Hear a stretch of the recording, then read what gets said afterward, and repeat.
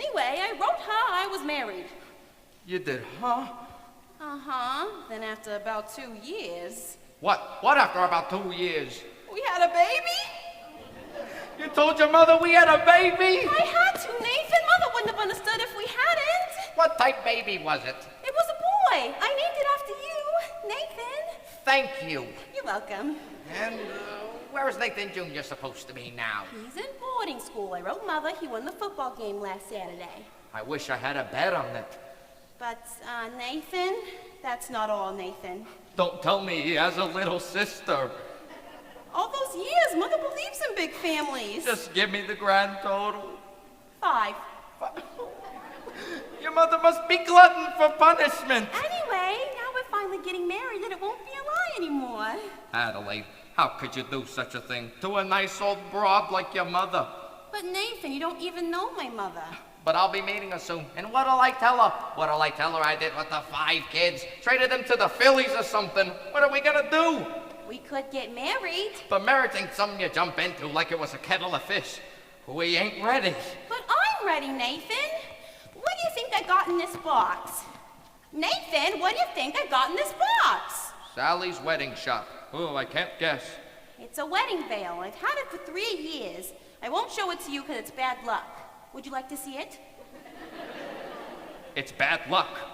So you see, Nathan, darling, I've got the veil. Now all we need is our license and our blood test. A what? Blood test is a law. What a city. First they close my crap game, then they open my veins. Nathan, you're not planning to run your crap game again. Adelaide! How could you think such a thing? Why do you think I gave up the crap game? It's because I love you and I want us two to be the happiest married couple that there is in the world. Anybody see an earring out here? I don't think so. You! I'm all dated up tomorrow with Society Max, and he breaks it on account of your dopey crap game. Honest, Adelaide, I pity you. Here it is. Adelaide, look at me. I'm down on my knees. Oh, get up. It reminds me of your crap game. Look, you're getting yourself upset. You and I are going to be all right. After all, we love each other, and we're going to get married. I don't believe you anymore. But it's true. You'll feel better tomorrow. Come on, cheer up, honey. Let's see that old smile. That's my girl. See you tomorrow.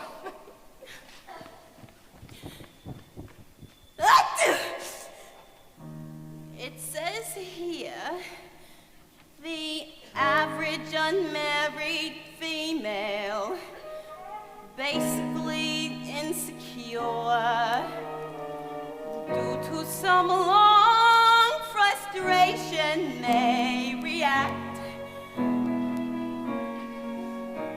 with psychosomatic symptoms difficult to endure, affecting the upper respiratory tract. In other words, just from waiting around for that plain little band of gold, a poison can develop a cold. You can spray her wherever you figure the strap to cockeye lurk. You can give her a shot for whatever she's got, but it just won't work. If she's tired of getting a fisheye from the hotel clerk, a poison can develop a cold. It says here, the female remaining single, just in the legal sense, shows a neurotic tendency. See, note. Oh, note. Chronic organic syndromes, toxic or hypertense, involving the eye, the ear, the nose, and throat. In other words, just from worrying whether the wedding is on or off, a poison can develop a cough.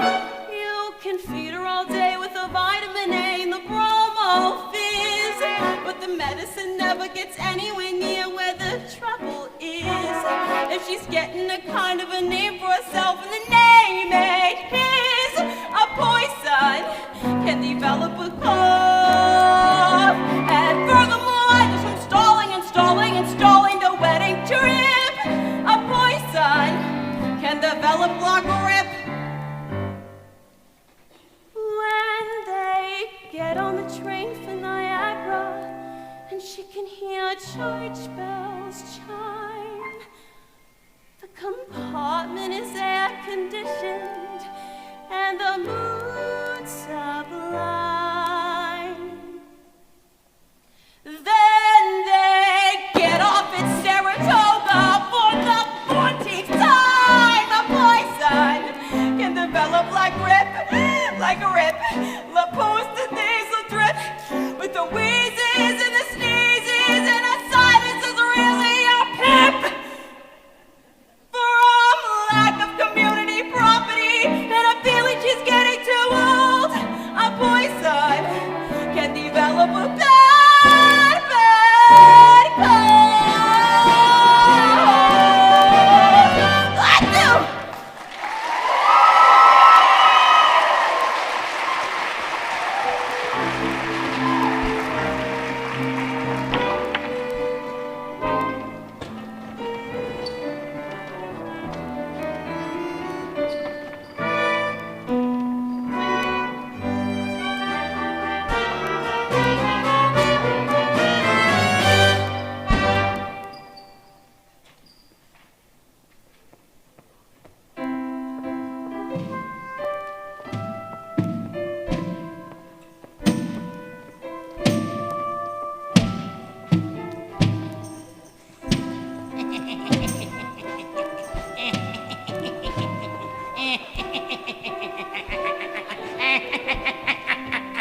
Hey, nice one. What are you looking at? Sky was just following Miss Sarah, and you should have seen her. She gave him a look that would have cooled off a moose at mating time. Great. Just so we don't take it to Havana. Havana, he couldn't take this doll to New Rochelle. Say, where's Nathan? He ought to start lining up the game. Trying to see Adelaide, I suppose. She's mad at him. Again. That Miss Adelaide, she is always taking his mind off honest work. Yeah, it's too bad that a smart businessman like Nathan has to go and fall in love with his own fiancée. Benny, that is his weakness, and we should be tolerant because I am told it is a worldwide weakness. Look, what's playing at the Roxy. I'll tell you what's playing at the Roxy. A picture about a Minnesota man so in love with the Mississippi girl that he sacrifices everything and moves all the way to Biloxi. That's what's playing at the Roxy. What's in the Daily News? I'll tell you what's in the Daily News. Story about a guy who bought his wife a small ruby with what otherwise would have been his union dues. That's what's in the Daily News. What's happening all over? I'll tell you what's happening all over. Guy sitting at home by a television set that once used to be something of a rover. That's what's happening all over. Love is a thing that has licked 'em, and it looks like Nathan's just another victim. Yes, sir! When you see a guy reach for stars in the sky, you can bet that he's gonna flaunt some dough. When you spot a John waiting out in the rain, chances are he's insane, as only a John could be for a Jane. When you meet a gent paying all kinds of rent for a flat that could flatten the Taj Mahal, call it sad, call it funny, but it's better than even money that the guy's only doing it for some dough. When you see a Joe saving half of his dough, you can bet they'll be making it for some dough. When a bum buys wine like a bum can't afford, it's a cinch that the bum is under the thumb of some little fraud. When you meet a mug lately out of the jug, and he's still lifting platinum falderall, call it hell, call it heaven, it's a probable 12 to 7 that the guy's only doing it for some dough.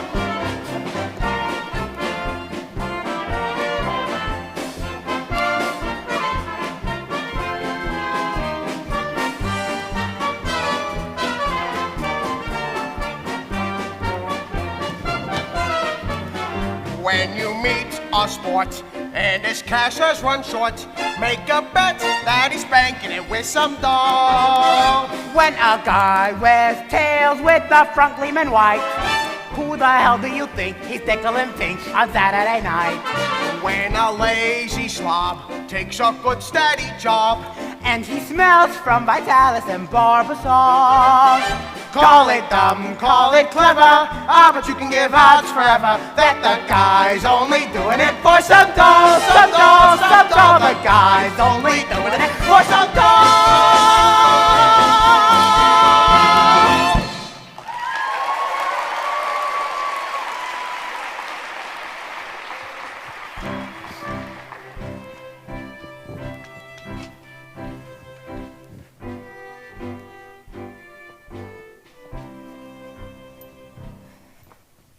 Well, we finally lost him. I do think you should have paid some attention to him. Yes, he attended every street meeting we had this morning. He must be interested in our work. Very. By the way, you spoke beautifully this morning, Sarah. No, I can't reach these people. I never should have volunteered for this post. Well, let's go into lunch. And I was going to convert Broadway all by myself. I was going to take these gamblers and have them just begging to come to the mission. General Cartwright. Good morning, Sarah. Arvida. Good morning, General. We didn't know you were coming into town, General. I got in early this morning. I've spent the last hour trying to find you. Oh, I'm sorry. We've been holding a few extra street meetings trying to stimulate more interest. Oh, good morning. Sarah, there's something important I have to discuss with you. Won't you come inside? Have some lunch with us? Oh, no, I don't have the time. I have several other calls to make. Sarah, we at headquarters have come to a definite conclusion. We've decided to close this branch of the mission. Oh, no. Close the mission? But, General, please, someone can do good here. Even if I can't. Sarah, there are so many calls on us. So many places where our work is really needed. But we are doing much better now. We've announced a big meeting for tomorrow night. Oh, you've announced a meeting. But will anybody be here? Will anybody come? Pardon me, General. My name is Sky Masterson, former sinner. How do you do? How do you do? I wish to protest the closing down of this mission. I believe Miss Sarah can be a big success here. Oh, well, I'm glad to hear that, but I'm not so certain. $1 will get you 10. What? General, might I make a suggestion? Yes. Why don't you come to the meeting tomorrow and find out for yourself? Don't you think that's a good idea? Well, if I thought that the mission had a chance. General, I personally guarantee you 12 genuine sinners. Hallelujah. Hallelujah.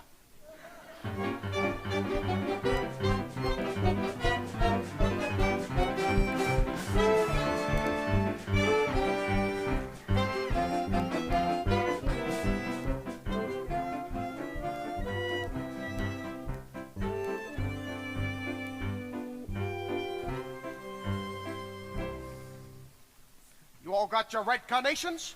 Remember, you won't be allowed in the game without your red carnation. It's like our password. Okay, but where's the game? I'll tell you in a minute. Nathan, can I tell him it's gonna be in the Biltmore garage? Not yet. I gotta stall him for a while. Joey wants his dough first. But it's 11 o'clock. The fellas won't stick around for much longer. So sue me. I left nicely at my hotel to wait for the money from Sky. It'll be there. Where's the dough? It hasn't come in yet. I told you to wait for it. I had to get some groceries. I felt a little faint. Get back to the hotel and wait for the money from Sky, and don't come back here without it, even if you starve to death. Come on. Hey. Where's the game, Detroit? Hey, Harry the horse. How are you, Harry? How's everything in Brooklyn? Nathan, if there's no crap game tonight, tell us, and we will seek elsewhere for entertainment. Now take it easy, Harry. Detroit, I hope you will not spoil our evenings, and as much as I happen to be entertaining a very prominent guest tonight, I think you might have heard of him. I'd like you to meet Big Julie from Chicago. Why, how do you do, Big Julie? Welcome to our fair city, in which, as you know, the heat is on, but just be patient and you'll get some action. What do you say, Big Julie? Shall we stick around or shall we blow? I came here to shoot crab. Let's shoot crab. Sure. Nathan, if there is no crap game tonight, I am sure Big Julie will be considerably displeased. And Big Julie does not like to be displeased, as you can find out from those citizens who, at one time or another, displeased him. Although, I will admit, it is very hard to find such citizens in view of the fact as they are no longer round and about. Why, Harry, you don't think I'd be so rude as to displease a gentleman like Big Julie here, do you? Big Julie, believe me when I tell you that when Nathan Detroit arranges something, you can count on it. Well, well, well. An interesting gathering indeed. The cream of society. Andrew the Ox, Rusty Charlie, Society Max, and Liver Lips Louie. Harry the Horse, all the way from Brooklyn, and pardon me, I'm not very good with faces, but your name, where are you from? East Cicero, Illinois. East Cicero. And what do you do there? I'm a scoutmaster. Well, don't ever help my grandmother across the street. Lovely. Looks like the male chorus from Blossom Time. What's the occasion? It's a party. Indeed. What kind of party? Goodbye, girls. See you tomorrow. It's a bachelor party. Nathan is getting married to Adelaide. What? That is correct, Lieutenant. It's a bachelor dinner. Nathan's getting married. Yes, sir. For he's a jolly good fellow, for he's a jolly good fellow, for he's a jolly good fellow. Which nobody cannot deny. Nathan, darling, I'm so thrilled. Why didn't you tell me? It was a surprise. But when I saw you standing here with all these fine gentlemen, I never dreamed it was a bachelor dinner. I thought it was It's a bachelor dinner. It's a bachelor dinner. Yes, sir, a bachelor dinner. Just think, after 14 years, I'm finally going to become Mrs. Nathan Detroit. Time certainly does fly. So when's the happy day, Nathan? When will it be, Nathan? Well, Nathan, all these fellas were kind enough to throw you a bachelor party, and the least you could do was give them a wedding date. well, we need time for a license and our blood test. Gee, wouldn't it be wonderful if we could be married tomorrow night right after the show at the Hot Box? Adelaide, we need time for a license. You could elope. What? You could elope. Go down to that town in Maryland. What's the name of that place? Pimlico. No, not Pamlico. Elkton.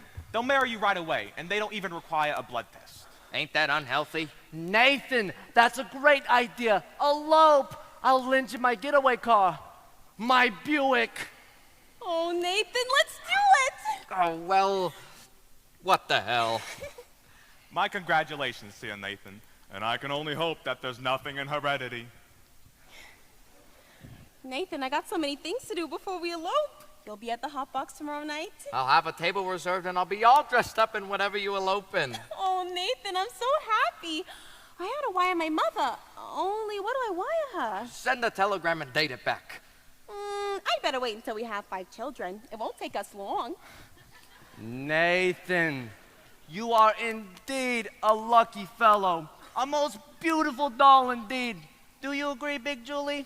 Tell me, how long you know the doll? 14 years. Let's shoot crap. Nathan, you'd better find a place. How can I? The money from Sky ain't come yet. Maybe it won't come. Maybe he took the doll to Havana. He couldn't have. How could he? She couldn't have gone.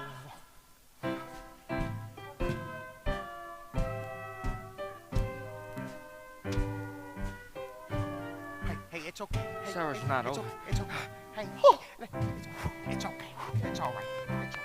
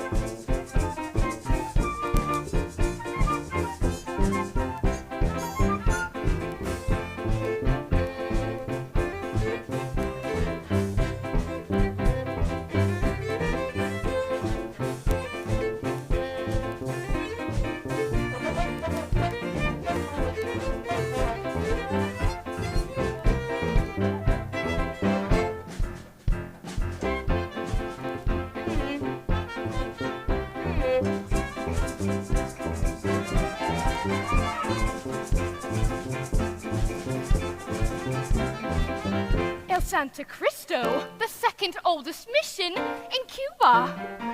Come on. Where to? To see the oldest.